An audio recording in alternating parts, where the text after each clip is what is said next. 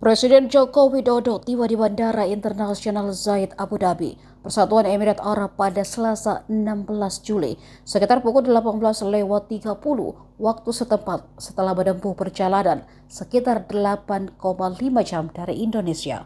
Setibanya di Abu Dhabi, Jokowi disambut Muhammad bin Zayed Al Nahyan sebagai Presiden Persatuan Emirat Arab.